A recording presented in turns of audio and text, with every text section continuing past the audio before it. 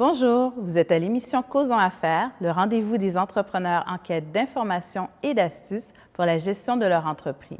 Aujourd'hui, nous recevons l'entrepreneur Madame Fabienne Collat de la Fondation Fabienne Collat. Mon nom est Josette Garot et je serai accompagnée de ma co-animatrice Jaëlle Isé. Bonjour Jaëlle. Bonjour Josette. Bonjour Fabienne. Bonjour les filles. Bienvenue à Causons Affaires. Ça fait plaisir, merci de m'inviter. On est très contente Oui. que tu sois là. Tout à fait. Fabienne, la liste de réalisations est quand même assez impressionnante, donc je vais faire un petit résumé. Donc tu es actrice, productrice, réalisatrice et en même temps aussi tu es présidente fondatrice de la Fondation Fabienne Collat. En plus, tu es à la tête, je crois, de au moins 7 festivals. C'est bien ça? Donc, qu'est-ce qui a fait que tu as voulu justement développer, mettre sur pied ces festivals? C'était quoi ton objectif au départ? Mais au départ, je n'avais pas d'objectif, je n'avais pas d'idée du tout de mettre sur pied aucun festival. Je suis venue ici d'Haïti, où j'étais une actrice assez jeune et accomplie, reconnue et connue. Et là, j'arrive à Montréal pour littéralement conquérir l'Amérique, jouer dans tous les films, toutes les séries possibles. Écoutez, Fabienne arrive, là, tout le monde fait de la place. Et avec toute ma naïveté, j'étais début vingtaine. Et là, surtout, ce qui m'a confortée, c'est de voir toute la diversité dans les rues de Sainte-Catherine, partout où j'allais. Il y avait des gens de toutes les couleurs, de tous les accents. Je me suis dit, c'est exactement l'endroit où je dois être. J'étais née pour être là. Et je voyais déjà, comme disait Charles Aznavour, je me voyais déjà. Et quand maintenant, je devais affronter ce milieu-là pour essayer vraiment de me plonger là-dessus, la télévision, le cinéma et tout. Et là, je me suis heurtée à un mur. Et là, j'ai compris qu'il n'y avait pas de place pour une femme comme moi, pour une fille noire, immigrante, avec un accent, qui voulait aller à la télévision ou au cinéma au Québec. Il n'y avait pas de place, point barre. Et là, j'ai poussé quand même. On m'a dit, ben, il faut être membre de l'Union des artistes, il faut être membre de l'ACTRA si tu veux jouer en anglais, etc. Ce que j'ai fait, il y avait à l'époque ce qu'on appelait l'admission en bloc. L'admission en bloc, c'est si tu peux prouver que tu es un professionnel de ton pays d'origine avec un dossier comme ça et des extraits de films comme ça et des coupures de journaux comme ça et des références comme ça, alors là, vous pourriez demander l'admission en bloc. Ce que j'ai fait, j'ai eu les 2 memberships tout de suite. C'était pas assez. Maintenant, il fallait que j'aie un agent. Mais l'agent me dit, ben, on a déjà une fille noire, donc c'était bien assez. Un agent qui avait 120 là, on parle comédiens. de quelle année? On parle des années 2003, à peu près. Un agent qui avait 120 comédiens, qui a dit, j'ai déjà une actrice noire. C'était bien assez. Donc, c'est là que j'ai compris que, mais qu'est-ce qui se passe? Et là, j'ai eu l'idée magnifique de dire, on va faire venir des films d'Haïti. Comme ça, les Québécois vont voir, premièrement, qu'il existe un cinéma haïtien, mais ils vont aussi voir cette petite, elle peut jouer. Peut-être qu'elle mérite une chance. Et malheureusement, il n'y a aucun festival qui voulait passer ces films-là. Et c'est pas comme si vous avez un film, vous pouvez aller au cinéma et dire « passez-moi ce film-là pendant une semaine ». C'est pas comme ça que ça fonctionne. Les films d'auteur, il faut aller dans les festivals qui sont des rampes de lancement. Et aucun festival au Québec voulait de ces films-là. Est-ce qu'il te disait pourquoi? Non, je n'avais pas droit à une réponse. Il y avait le dernier festival, le seul festival que je nommerai pas. Je croyais tellement que ce festival allait choisir ce film parce que le fit était parfait. Quand j'ai pas eu de réponse, j'ai appelé. Le directeur de la programmation me dit « Oh non, votre film n'a pas été sélectionné. » J'ai dit « Mais qu'est-ce qui s'est passé? » Alors, c'était pas mon film, j'ai joué dans ce film-là. J'ai dit « Mais pourquoi? Qu'est-ce qui s'est passé? » Parce que moi, pendant ce temps-là, ce que je vous ai pas dit, j'ai dit en Haïti que ces films-là vont passer ici, ne sachant pas à quoi j'allais faire face. Et pour faire une longue histoire courte, à la fin, le réalisateur me dit « Écoutez, mademoiselle, on n'a pas que ça à faire d'être au téléphone et de donner des explications. Votre film n'a pas été sélectionné, c'est tout ce qu'il faut que vous sachiez. Est-ce qu'il y a autre chose que je peux faire pour vous? » Et c'est là que j'ai compris que, waouh! J'étais désespérée, j'étais déçue, j'étais fâchée, j'étais triste, j'étais au bord des larmes. De l'actrice très connue chez nous, j'étais devenue nobody ici. Et pas seulement un nobody, mais quelqu'un qui n'avait pas droit à une explication. Et c'est ainsi que je me suis dit, Montréal a besoin de notre festival. Et c'est comme ça que ça a commencé. J'ai commencé les festivals, pas parce que je voulais venir faire des festivals, mais pas du tout. C'est parce que j'étais frustrée de voir qu'il n'y avait pas de place pour des gens qui me ressemblaient. Fait qu'on peut dire que tu as pris ta place, finalement, tu as fait ta propre place. Oui, c'est ça. Et j'incite beaucoup les gens, surtout les immigrants qui arrivent ici, qui font le tour de tout et qui sont déçus parce qu'ils n'ont pas la reconnaissance des diplômes, ils ne trouvent pas de travail dans leur domaine, etc., etc., ben, mettez-vous avec d'autres entrepreneurs comme vous et puis partez quelque chose ou partez-le tout seul et d'autres embarqueront plus tard. Ouais. Ben, c'est bien que tu amènes ça parce qu'on parle rarement de ton côté entrepreneur. c'est vrai. On entend parler de la Fondation Fabienne Collat, l'actrice, la productrice, mais tu es aussi une femme d'affaires. Récemment, tu as reçu un prix 40s Under 40. Ça a été donné par des entrepreneurs. Qu'est-ce que ça te fait, ça, qu'on reconnaisse ton côté entrepreneur? Bien, en fait, c'est un petit peu voulu parce que j'ai jamais voulu avoir l'étiquette entrepreneur. Ah non? Pourquoi? Parce que pour une actrice, une artiste, une réalisatrice qui fait de l'art, être entrepreneur, c'est rationnel, c'est de l'argent, puis là, c'est une femme d'affaires, puis il n'y a rien d'artistique là-dedans, puis le milieu des arts regarde les entrepreneurs un petit peu... Avec dédain. Ben, dédain, je ne dirais pas dédain, c'est gentil quand même, mais c'est pas de l'art. Donc, j'ai jamais voulu, quand on me disait, mais vous êtes entrepreneur, oh non, non, non, non, je suis une actrice, je suis une réalisatrice. Donc, même en étant entrepreneur, je me suis tout le temps... comment je peux te dire, je me mentais à moi-même. Et je pense que j'étais dans un espèce de placard et je me suis dit, ben, même si les vitres étaient transparentes, mais je me suis dit, personne ne va voir que je suis dans ce placard-là de l'entrepreneuriat. Et un jour, le journal La Presse fait un article sur moi et dit, Fabienne Collat, femme d'affaires redoutable. Oh, wow! J'étais déprimée pendant une T'étais semaine. démasquée. Ah oui, j'étais démasquée. On me sortait du garde-robe, j'étais pas prête à sortir. Et là, je me suis dit, ça y est, on va plus me prendre pour une actrice, on va plus me prendre pour la réalisatrice. Je ne suis plus une artiste, je suis rendue une entrepreneur. On ne pouvait pas tomber plus bas que ça. Donc, c'est comme ça que je l'ai pris. Et au fil du temps, j'en parlais à mes proches et puis à des amis, à mes mentors, etc. Ils disent, mais c'est extraordinaire. Tu le mérites et you have to claim it, you know. Et puis j'ai appris à aimer ce titre parce que c'est ce que j'étais en fait et c'est ce que j'ai toujours été, Tu es même tout en étant ça, artiste. en fait. C'est ça, exactement. Et j'ai compris aussi qu'on n'avait pas besoin de ne plus être artiste Tout à fait. pour être entrepreneur. C'est vrai. Tout peut coexister à l'intérieur d'une même personne. Fabienne, tu restes avec nous. On passe une petite pause et ensuite on revient avec d'autres questions.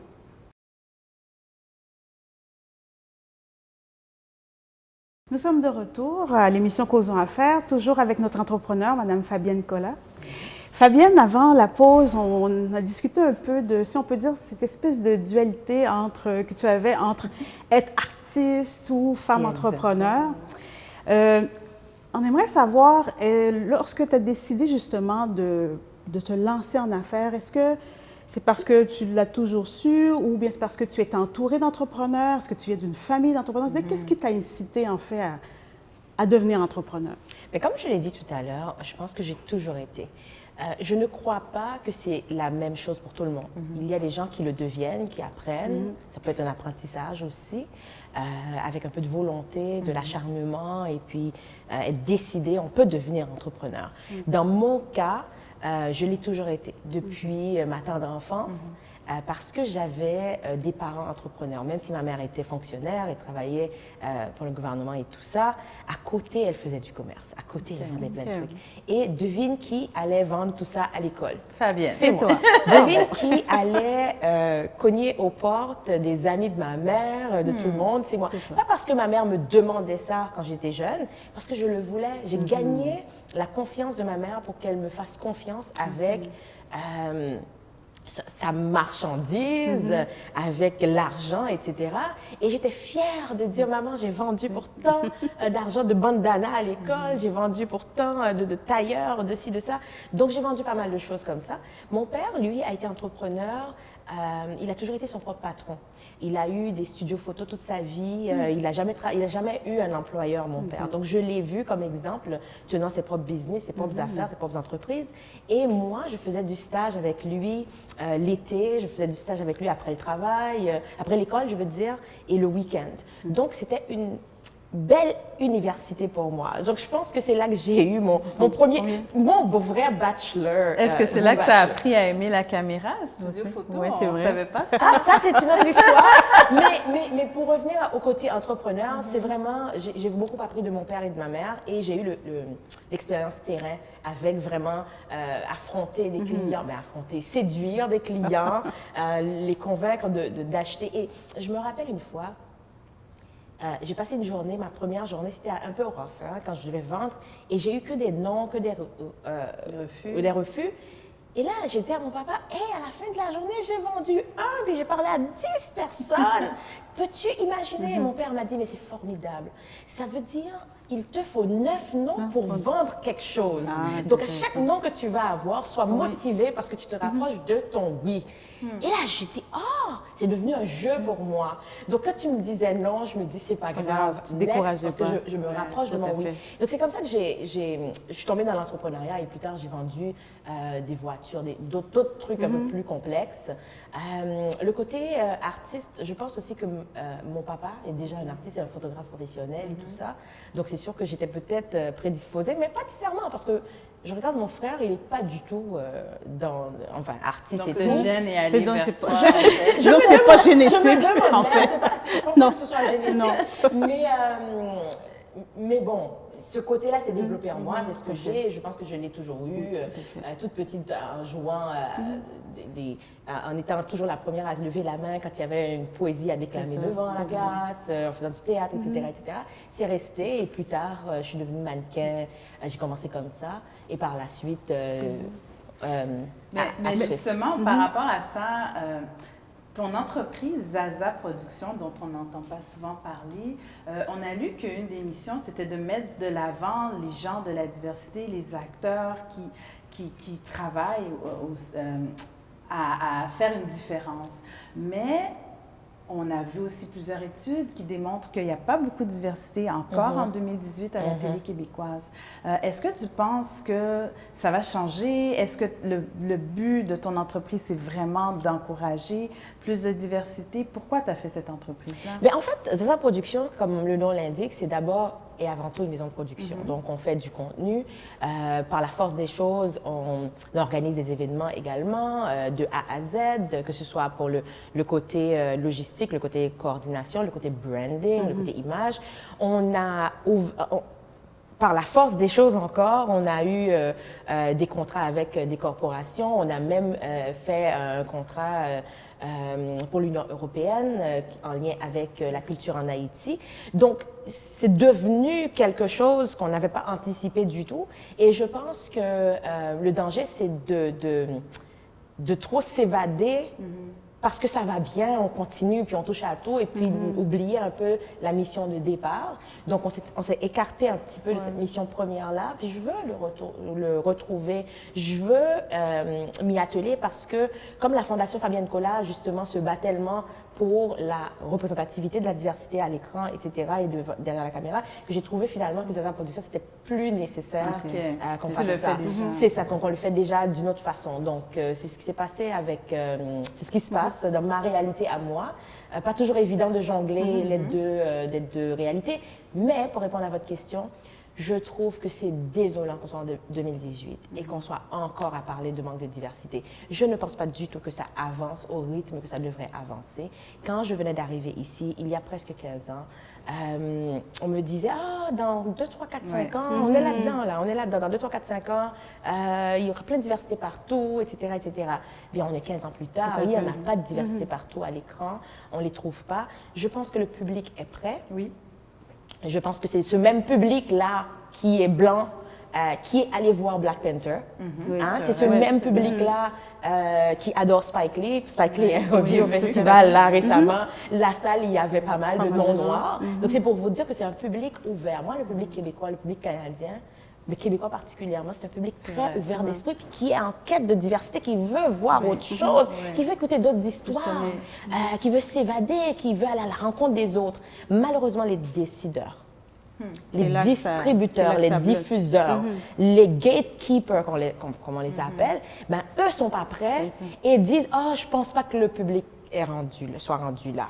Ça, c'est dans leur tête à eux. Donc, malheureusement, je trouve, en ne mettant pas de diversité à l'écran, ils privent le public fait. aussi Tout à fait. de On n'a richesse. qu'à penser aux États-Unis. Ça change, les émissions comme Scandale, etc., montrent beaucoup de Oui, diversité. tout à fait. Et T'as ils sont raison. numéro 1 au box-office. Oui. aussi. Ça, c'était un autre mythe qu'on disait, des Noirs, ça fait pas vendre C'est des ça. films. On a réglé ça avec Black Panther, qu'on a vu que, Tout à fait. hey, ça fait Effectivement. vendre. Ouais. On a vu ça aussi avec Star Wars, où il y avait un acteur noir comme tête d'affiche également. L'autre mythe qu'on a, c'est que ici, on a ce même mythe encore qui persiste, donc il faut changer ça. Spike Lee a dit quelque chose d'important. Spike Lee a dit, c'est important qu'il y ait des gens qui soient dans les postes clés. Oui. Derrière, Les qui prennent les décideurs. décisions, parmi les décideurs, qui soient des minorités visibles aussi, parce que c'est la seule façon d'accélérer ce processus de représentativité. Ceux qui vont influencer, en Ceux qui fait, vont au influencer niveau de les la décisions. décision. Quel film qu'on va passer, quelle série qu'on accepte, qu'est-ce qu'on finance. Donc, tant qu'il y aura que des gens qui se ressemblent autour d'une table, eh bien, le système va perdurer. L'autre truc aussi qu'il faut se rappeler avec les États-Unis, c'est que Scandale, How to Get Away with à fait. Murder, Oui. Private Practice et Grey's Anatomy, qui sont les numéros 1 et qui ont beaucoup de diversité, eh bien, le point commun, c'est Shonda Rhimes, Shonda Rhimes. qui est devenue la femme la plus puissante après Oprah à la télévision comme productrice. Eh bien, elle est noire. Tout à fait. Et elle a dit... Je suis en train de normaliser la télé. Ça veut dire que ce soit comme ça devrait être. Et je pense que la télévision, le cinéma doivent être le miroir de notre société. Ça veut dire quoi? Eh bien, si dans la société, il y a de la diversité partout, à la télévision aussi, il doit y en vrai. avoir. C'est Tout à juste ça. Et le dernier point que je ferai par rapport à ça, c'est que beaucoup de gens pensent que c'est de la charité mettre la diversité Alors, à la pas du télévision. C'est des parts de marché. Tout à fait. Moi, quand je me vois pas, C'est ben, des je tourne, clients. je tourne, je Exactement. tourne le poste. Oui, oui. Je Tout à regarde pas. fait. Et c'est rendu que mon mari blanc, aujourd'hui, qui est pure laine, j'aime dire qu'il est d'ancienne souche. Moi, je suis québécoise de nouvelle souche. Alors, mon mari, lui, c'est rendu que lui aussi est fatigué. Quand il voit une émission, puis il n'y a que des blancs, lui qui est blanc, il dit, bah, c'est quoi ce truc? Ben, c'est pas réel, c'est pas réaliste, ça. Fabienne, on Donc, va j'adore, t'arrêter là. j'adore. Fabienne, on va continuer. On doit prendre une pause. On va continuer la troisième partie après la pause.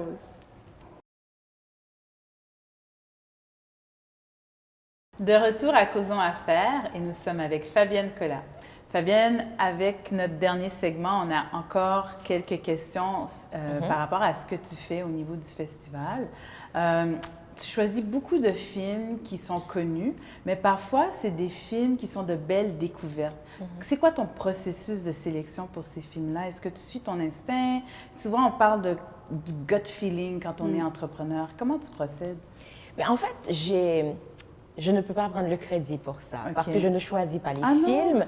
On a un comité de programmation qui est dirigé par Émile Castonguay, qui est le directeur de la programmation, et Joyce Fuerza, qui est la coordonnatrice en chef de la programmation. Donc, ce sont ces deux-là qui regardent tous les films soumis et qui doivent vraiment sélectionner un film par rapport à plein de critères. La qualité, la cohérence, la longueur, la durée, le propos et toute autre chose, la qualité artistique et tout ça. Des fois, un film peut être bien pour un festival et pas pour l'autre, pour un marché et pas pour l'autre. Balancer le nombre de films en français et en anglais à Montréal, à Toronto, tous les films doivent être sous-titrés en anglais. Donc, c'est un beau puzzle. Donc, c'est eux qui ont le crédit, c'est eux qui le font. Alors, moi, je ne travaille qu'avec ce que eux me disent, ben voilà, c'est ça. Ça peut arriver des fois que j'ai vu un film dans d'autres circonstances et que je dis, oh, celui-là, là, je vous le recommande, c'est vraiment bon, etc. Et parfois, ils me reviennent en me disant, mais non, ça ne marchera pas à Montréal, ce film-là. C'est qu'on pas peut pour dire que tu es Montréal. un entrepreneur qui délègue. Ah, mais complètement, Complètement. complètement. Ok. Et je suis contente que la programmation qui est le nerf de la guerre parce que un festival, ben, c'est basé sur une programmation. Je suis contente que cette partie-là, ben, c'est pas moi qui ai à le faire. Et Emile et Joyce sont juste absolument excellents. They are the top in the market, vraiment. Fabienne, est-ce qu'on peut dire que tu as un droit de veto quand tu choisis les films? Est-ce que tu t'imposes? Mais au début, je faisais ça un petit peu parce que je me dis, ah, mais c'est moi l'actrice, hein? C'est moi, c'est moi la star. Pas la star, mais comme je connais ça, tu sais. Mais finalement, ils ont toujours eu raison. C'est pas parce que le film n'était pas bon, parce qu'on ne choisit que des bons films, enfin, on espère. C'est parce que pour quelle que soit la raison, il y avait quelque chose qui faisait que ça ne marcherait pas dans le marché de Montréal ou quelque chose comme ça. Donc, aujourd'hui, je fais confiance. Par moments, je dis, hey, ce film-là, ça devrait être l'ouverture du festival. Quand ils ont fini de choisir tous les films, et là, ils choisissent le film d'ouverture, le film de clôture, c'est un gros choix. Et là, ils me disent, non, ça ne marchera pas, etc. Finalement, ils choisissent un autre film d'ouverture que je trouvais que, moi, je n'aurais pas fait ce choix-là, et finalement, ça marche. Des fois, ça ne marche pas aussi, des fois, ils se trompent aussi, mais il faut leur faire confiance. Ça fonctionne jusque-là. Mais c'est une qualité d'un bon chef d'entreprise, ça, de savoir faire confiance à ceux qui collaborent et travaillent avec eux. C'est pas toujours facile, c'est pas toujours simple, parce que quand c'est notre bébé, parce que je veux que les gens qui écoutent, qui commencent surtout, et qui ont de la difficulté à laisser aller, à lâcher prise, qui comprennent qu'ils ne sont pas anormaux. C'est normal de ne pas vouloir laisser son bébé au voisin pour la journée dès le début. C'est normal. C'est difficile. Ça s'apprend petit à petit. Il y a des secteurs où je laisse complètement, je délègue complètement. Il y en a d'autres que je garde encore en dessous de mes bras. La main de fer. Oui, que je veux voir. Par exemple, tout ce qui a trait au branding, à l'image, à qu'est-ce qui est dit, les communiqués de presse, etc. Je veux tout lire, je veux tout comprendre, je veux tout voir avant que ça sorte. Parce que c'est notre communication, c'est ça. C'est ton nom aussi, hein? C'est mon nom et c'est la Fondation Fabienne Colas. Donc, at the end of the day, je veux savoir qu'est-ce qu'il se dit. Puis en même temps aussi, le fait que tu aies décidé de collaborer avec des gens, c'est parce que tu as su reconnaître leur expertise. Donc, il faut leur laisser aussi cette place-là. Ah oui, complètement. Tout à fait. Fabienne, on va aller dans une petite question, comment on peut dire? Je suis prête, les filles, je suis prête. Est-ce que, si on retourne quand tu as débuté, est-ce que tu dis, oh, il y a une chose ou peut-être 2 ou 3 choses que j'aurais fait autrement? Oh, complètement. Moi, les gens qui me disent, oh, j'ai aucun regret, puis j'ai vécu ma vie, puis c'est formidable, etc. Les doutes. Ah ben, good for you. Mais moi, c'est pas le cas. Moi, je trouve que, oui, il y a pas mal de choses que si j'avais une baguette magique et que je pouvais retourner dans le temps, que je ferais différemment. Il y a pas mal de gens que j'ai blessés par naïveté, parce que j'étais trop jeune, parce que je ne savais pas trop que je serais retournée pour faire ça autrement. Il y a pas mal d'erreurs de jeunesse, d'erreurs commises, que ce soit sur le point de vue personnel ou professionnel que j'ai commis, que oui, j'aurais préféré ne pas l'avoir fait. Mais ce que je regrette surtout, c'est d'avoir perdu tellement de temps au début de ma vingtaine. Quand je suis arrivée ici, oui, je travaillais fort à trouver ma place, etc. Mais j'ai tellement perdu de temps avant de créer ces festivals-là, dans le sens que oui, j'ai créé vite parce que je suis arrivée, j'ai fait face à ces frustrations-là. Tout de suite, l'année d'après, on a créé la Fondation Fabienne Colas qui a créé le premier projet qui était le festival. Aujourd'hui, on est rendu à 7. Mais entre ce moment-là, je dansais 4 soirs par semaine la salsa. T'étais pas focus. Mais come on, Fabienne. Je me dis, cette année-là ou ces 2 ans-là que j'étais en train de me chercher, etc., j'aurais peut-être utilisé ce temps-là à d'autres choses. Par contre, je pense aussi que c'était nécessaire peut-être pour me retrouver, pour me forger. En même temps, tu étais jeune aussi. Oui, c'est ça. Ce qui est important aujourd'hui, le résultat, ça t'a quand même permis d'arriver où est-ce que tu es aujourd'hui. Mais si vous me dites, avec les yeux de mes 39 ans maintenant, qu'est-ce que j'aurais fait différemment? Ben, par exemple, j'aurais accéléré le processus un petit peu et passé tout de suite en affaires, mais peut-être que je n'aurais pas eu la sensibilité que j'ai aujourd'hui aussi. Tout à fait. C'est déjà la fin de notre émission. On a une dernière question pour toi, suite à ce qu'on vient de te poser. Les filles, en passant, là, je sens comme si j'étais dans mon salon. C'est vrai? On aime ça. Et qu'on a du fun. Merci. Oh non, merci de nous le Mais dire, oui. ça nous encourage à Tout à fait. continuer. Écoute, on va terminer avec une question qui fait suite à ce qu'on vient de dire. On a parlé des regrets, mais de quoi es-tu le plus fier de ton parcours en tant qu'entrepreneur? Mais je suis fière de voir que depuis 2005, qu'on a reçu, accueilli près d'1 million de festivaliers entre Montréal, Toronto, Halifax, Wow. Haïti et la New York. Intéressant. À travers 7 festivals et plein d'autres initiatives parce qu'on fait des ateliers pendant l'année, on fait des workshops, on fait plein d'affaires. Je suis d'autant plus fière de voir qu'on a quand même soutenu ou présenté plus de 2000 artistes depuis tout ce temps-là. Je suis contente de voir qu'aujourd'hui, le mot diversité, ben, c'est prononcé souvent. Là, il faut des actions concrètes, mais je suis fière de voir, parce que quand on a commencé avec le Festival du film Black, les gens me regardaient comme Black. C'est quoi ça? C'est quoi ça? C'était un double... Qu'est-ce que ça mange en hiver? C'était un comme on dit au double Québec? stigma parce que non seulement c'était le mot black qui veut C'est dire ça, noir, mais en même temps exactement. c'était anglais, puis on est au Québec, etc. Donc, c'était compliqué. Et aujourd'hui, c'est célébré, c'est embrassé. On travaille avec des gens comme la Banque TD, qui est présentateur de plusieurs de nos festivals. On travaille avec Québecor, qui vient de signer un contrat de 3 ans avec nous pour présenter le Festival du film Black pendant les 3 prochaines années, etc. On travaille avec Global News, Téléfilm Canada, etc. Aujourd'hui, c'est embrassé, c'est célébré, c'est devenu des mouvements, tous ces festivals-là. Donc, ça, je suis très fière de voir comment, qu'au départ, des gens vont vous dire, mais pourquoi vous faites ça? Pourquoi vous voulez faire ça? Mon Dieu, t'aimes ça, des affaires compliquées, toi. Oh, mon Dieu, t'étais bien bonne juste comme actrice, là. Puis à la fin, quand vous maintenez votre bout, vous vous battez, vous travaillez parce que vous avez un objectif clair, une vision claire, vous avez un plan, puis vous le voyez où est-ce que vous voulez aller, puis vous comprenez que ces gens-là ne sont pas encore rendus là, vous persévérez. Mais à la fin, quand vous allez avoir un peu de succès, ces mêmes gens vont vous dire « Explique-moi comment tu as fait ça. Hey, c'est formidable. » Aujourd'hui, les gens ne me disent même pas félicitations, ils me disent « Merci. Wow. Merci d'avoir fait ça. » Puis quand c'est un artiste qui me dit ça, là, ça veut dire quelque chose. Donc, tout, c'est vraiment des artistes qui sont contents, qui sont satisfaits, qui ont trouvé de la distribution, qui, grâce à leur passage, ont un prix reçu au festival, eh bien, ont pu aller demander du financement pour un autre film, etc., etc. Ça, là, il n'y a pas de prix.